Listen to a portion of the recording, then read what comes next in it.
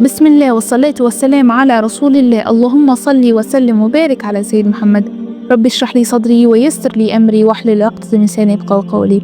This is a story of a sister that sought forgiveness. She sends her message to Sister Shima, the admin, on Telegram.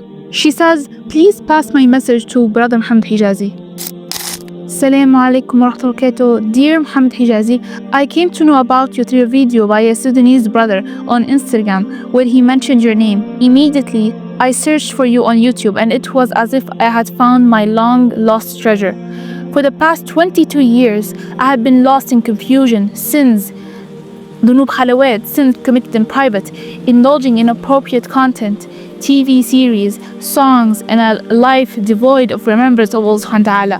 Months would pass without me seeking forgiveness. Even once, I sometimes delayed my prayers and felt a heavy aversion to active worship. I didn't even know why I hated worship or why praying felt so burdensome. Despite all this, I had memorized the Quran and believed that simply memorizing it would guarantee me a happy life. But unfortunately, my life only got worse. Every time I disobeyed Allah subhanahu wa ta'ala by looking at haram or delaying prayers, I would return to memorizing the Quran, managing to memorize 12 ajza. However, it would slip away from my memory and I was always puzzled. How could I memorize the Quran but still not be protected from desires? I was even more confused because every time I focused on memorizing the Quran, my inclination towards haram things like inappropriate content, TV series, songs would increase. I was trapped in this world of confusion and loss. My provision were cut off. People distanced themselves from me, and I didn't realize that my sins were the cause of all of this. Then, about a week ago, I discovered your channel. Alhamdulillah, I found guidance through it. For the first time, I began to love worship and prayer.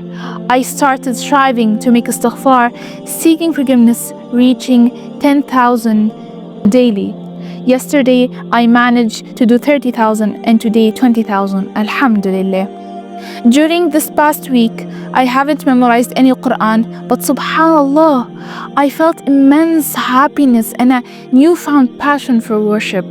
Previously, while memorizing the Quran, I always felt pressure, as if Satan was whispering to me to focus solely on memorizing and not to think about istighfar.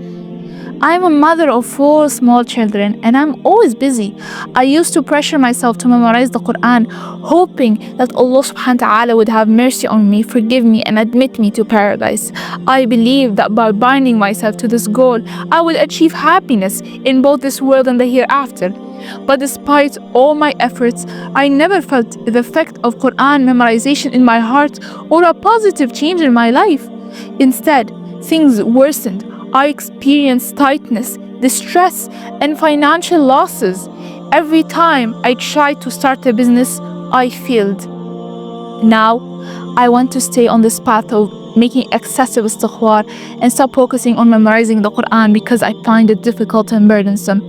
These days, I recite Surah Al-Baqarah daily and dedicate scattered hours after every prayer to making istighfar.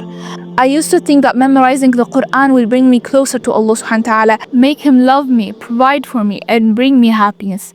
But the reality is, I only found true happiness, inner peace, and closeness to Allah subhanahu wa ta'ala when I began making istighfar in large quantities. For the first time, I love Allah subhanahu wa ta'ala. For the first time, I worship Him out of love, not of fear. For the first time, I feel that Allah subhanahu wa ta'ala is near to me. Subhanallah, this is beautiful. And that's the end of her story. Assalamu alaikum wa rahmatullahi wa barakatuh.